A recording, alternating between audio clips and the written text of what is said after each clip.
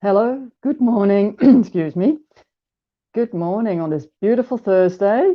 It was about -4 this morning outside and a really good frost. Funny, when I came to Australia from Holland, where I grew up, I thought it'd be warm all the time, but I chose to live in an area, in a part of Australia where we do get 4 seasons, and I love it. Okay, day 6 of the magic. Welcome, welcome. Great to see you here from wherever you are. If you watch the replay, comment #replay and let me know how you're going. Day 6 works like magic. I'll start with a quote. If you take any activity, any art, any discipline, any skill, take it and push it as far as it will go, push it beyond where it has ever been before, push it into the wildest edges of edges, then you force it into the realm of magic. Tom Robbins wrote that. He was a writer. So how can it be that a person who's born in total poverty starts out with nothing and has very little education, goes on to become a president or a celebrity or builds an empire and becomes one of the wealthiest people in the world? And how is it that two people can start out in the same career, and yet one person's career goes from success to even greater success, while the other person works himself or herself into the ground with little success, no matter how hard they try? The missing link to success is gratitude, because according to the law of attraction, you have to be grateful for what you have to attract success to you. So without gratitude, it's impossible to have permanent success. Think about that one. How often have you told yourself and other people, oh, I don't really like the job I'm in, but I need it for the money, or, and you're not really happy going to work? How often has that happened to you? Oops, sorry.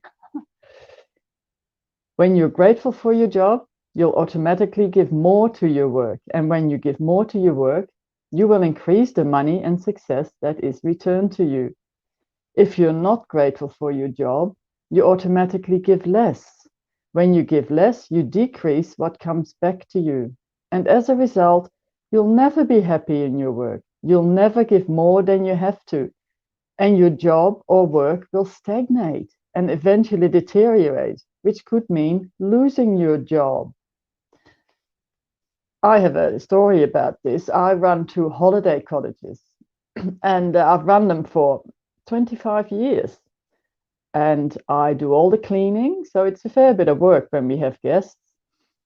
Clean all the bedding, the linen, dry it, and then fold it, and then make up the cottages again.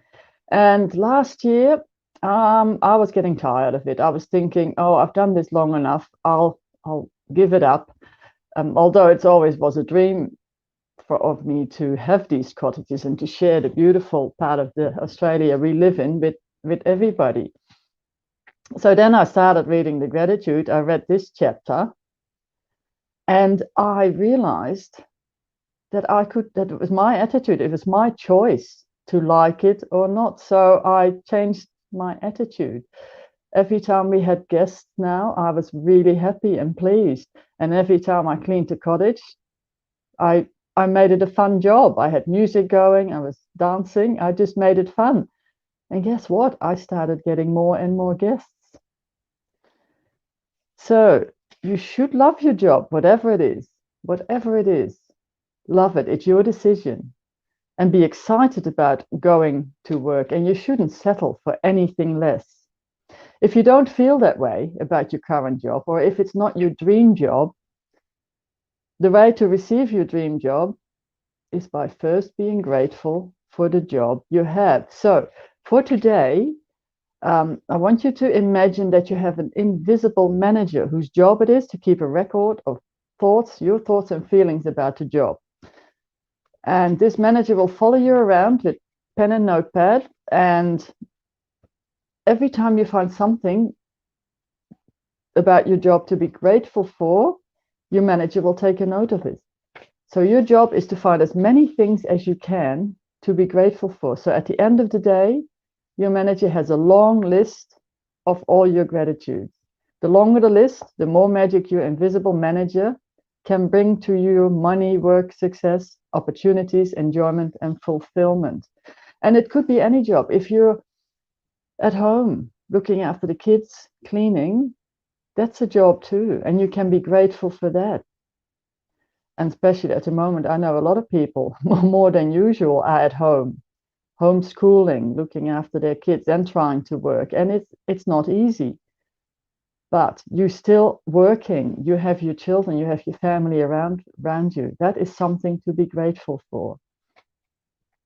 So think about all the things you could be grateful for in your work. And think about how many people are unemployed who would give anything to have a job.